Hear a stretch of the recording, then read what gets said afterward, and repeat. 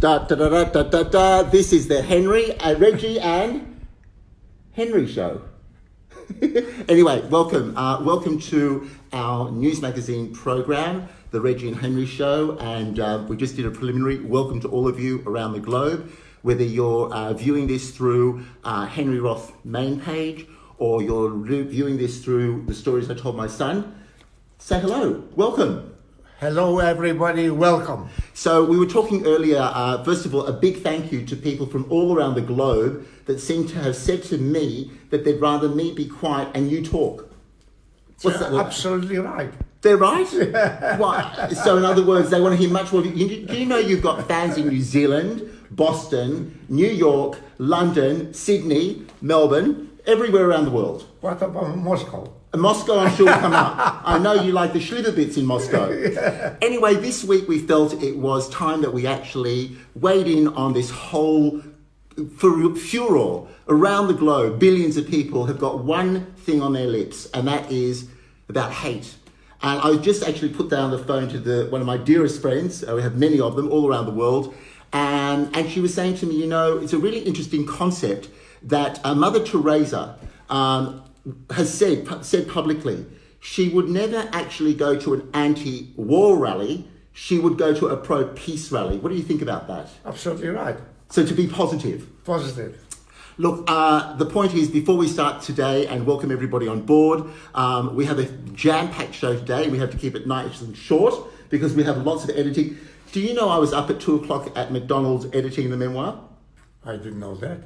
Why didn't you invite me? If I didn't invite you, would have come down? Yes. Listen, so my father gives in millions of stories and they're extraordinary, but it's when the book is in your palm that we'll know we've done our job. My father said, your job is what? What is your job? To tell me the stories. Tell the story. And my job? To listen. I got to learn to listen better. Come into the camera here. So the bottom line is that whether you're reading the Evening Standard, the New York Times, Sydney Morning Herald, the Globe, the Moscow papers, whatever you're reading, the one thing on people's lips at the moment is about racism. Now, the bottom line for us is that we're not here to teach anybody about who's a racist or not. We're not getting into that concept at all. We have got a few guidelines, which is we're about positivity. We don't use expletives. We don't allow people to pull each other down. And most importantly, all we want to do today is enlighten people, which is unfortunately at first-hand knowledge of what actually racism means. So we've had a bit of a discussion about this. Yes. So we want to welcome all those people that want to learn a little bit firsthand. What does it feel like? What does it sound like? And what does it look like when racism comes into the picture? That's really, really important. So after that little segment, we also are going to be nationally across the country today on the special broadcasting service, talking about the book and its origins. So I spoke very highly of you at that interview, and we'll have a few little tidbits at the end. So are you ready for your interview? Absolutely. How do you feel about talking about racism, by the way? Does it upset you? It upsets me because hatred brings, hatred, killings. You know, you don't realize it, but 80 million people died during the war. So 80 million people died for different ideologies. And can I ask you today in 2019, what do we have from all that hatred? Nothing. Nothing at all? Nothing. Yeah. People were killed yeah. because we're gays, gypsies, disability, Jews, all nations. Actually, you said something interesting to me before we went on camera, and that was, what about people who were sacrificed, that Germans who were, killed by Nazis, Polish people, Russian people. Right. So the German people which are killed by Nazis is because not everybody liked Hitler and his ideas. So the bottom line is, we can't paint people with one brush. No. Okay. So can I ask you something? You were born when? What year were you born in? 1927. So how old are you? Work it out. My God, unbelievable. Okay, fine. So can I ask you, and keeping it short, what was your first experience? What do you recall about how racism came into your life? You were, 11 or 12, before 12 years old. What was your first recollection of racism, hatred? I remember as it happened now. Really? Right. I was born in a small city, was called Stetel in Chrzanów. And Chrzanów, the people in Chrzanów had different professions. They are tailors, bootmakers, Butchers. butchers. But they had also what they called pubs. And the pubs... A pub? A pub. Yeah. The pub, not only could you drink, but could you eat too. And they cooked beautiful stuff, Jewish, kosher stuff. And I remember quite clearly. How old were you? 12. I can remember quite clearly. 10 hooligans came in and ate and drank, and they were Drunk? Shika, Shika, drunk, okay, yes, okay. Shika. And when the fellows came to give him a bill, they tore out the bill, Tore up the bill? Smiling, laughing. Yeah. We don't pay the Jewish people for food. You owe us food. Right. And they, not only that, but I remember, I saw it. They went behind the counter and the bottles of, Schnubowitz and Alcohol, vodka, they smashed it on the floor. So hold on for one moment, but you told me in the process of our discussion about the memoirs and the build-up to the relationship between Polish people and Jewish people, actually, did you not live well with Polish people? We lived well with Polish people. So when you're saying hooligans, what you're talking about are extremists? Extremists, which we see today. Yes. We see today. Yes. So can I ask you something? Okay, so that's what you saw. What about, did you read anything? Did you see anything that was anti or racist or not welcoming? What? How? What? You couldn't possibly not see it. What? On the walls was written down, Jews out of the country. Jews get out of Poland. Okay, so 1 minute. So but So when you say on the walls, like what, the height of the building? What do you mean the walls? Everywhere. Everywhere. And was it predominant? Could you miss it?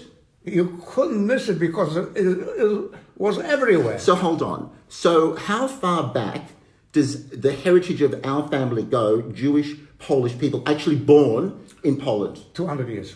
200 years. So there you are, you're walking down the street and you see a sign that says, Jews get out of Poland. But didn't you think, but I am Polish? Yeah. No. What did you think? I was born a Jew and I'm going to die a Jew. Yes, I know, but you were born also Polish, no? I was born in Poland. So in other words, they're telling you, and people that go back 200 years in Poland, you should get out of Poland. Exactly. And how did that make you feel? Made me feel I'm not welcome. I should get out before they kill me. Can I ask you, you won't give me your exact age and I'm very bad with maths, but you're like a man, like I get tired after doing the memoirs because you run circles around me, but besides the age and your experience, how did that make you feel, getting out? It made me feel we have got no future in Poland, and I told my father and my grandfather to get out. But how did you feel that you were born in Poland, right? I was born in Poland. But they told you to get out. That's what we want. That's what we want to know. Yeah. So you weren't welcome. No. Okay. So can I ask you this? You see today different situations, people being feel uncomfortable. What benefit does hatred give to other people? Like people hating each other. There's a lot of energy that's going into hatred, right? What's the benefit to the world? Can I ask you this? Nothing at all. Nothing at all? Nothing at all. If people would like one another... If people would like one another and respect one another, what would happen? Would be a different world. Do you love me? Do you love me? Do you love me? I think that we want to leave it here, but I think that what we wanted to do today was not to say who's racist or not racist, but just to illuminate, and this is going to be part of the book that hopefully will be out by 2020 on Father's Day. That's our goal. All the people that are helping us publish it, Kim and Paris and a million other people that are helping us behind the scenes, Alana and Jackie's and Rosie, and I don't want to name everybody because I don't want to leave anybody out. Melissa, goes on and on. I know a lot of women, don't I? I know a lot of women. I like women. You like women, I know. Well, that kind of, anyway. So what I want to say is that it was essential for us. Oh, by the way, Katie in London who stayed up special late to consult with me. She's an attorney, a very high level person, which will not give the last name or where she's working at. But she looked through all the notes that we had, and she said that we were ready to go because it's respectful, and we looked at all our legals for this kind of conversation. The bottom line is it's our responsibility at the Stories I Told My Son to bring up these issues. I was reminded only this morning, Henry, this is not a show about hatred.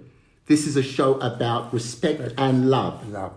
So it's a jam-packed day for us today. We had a lot of, we've done the memoirs at 2 o'clock in the morning from McDonald's. We've now done a rehearsal and actually gone live on air to all of you.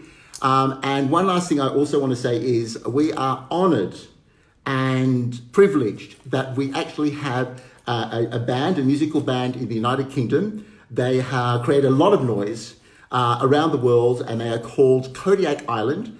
And our theme tune, you'll be starting to hear it on all the different kind of videos that we're doing, is called Sugar Song.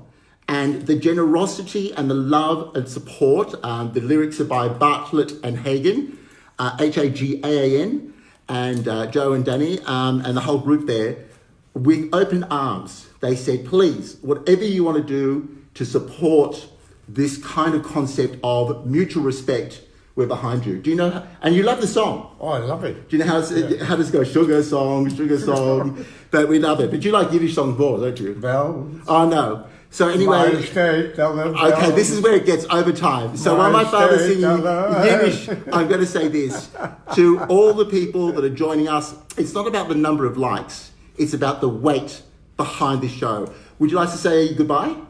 Goodbye and welcome. Goodbye and welcome. And at 12:25, Amit Rahak was interviewing us on Friday. It was a delayed record. It's going to be around Australia, SBS. And you are welcome to come to Sydney and to our home, and I'll meet you all. He doesn't. Millions of. He doesn't.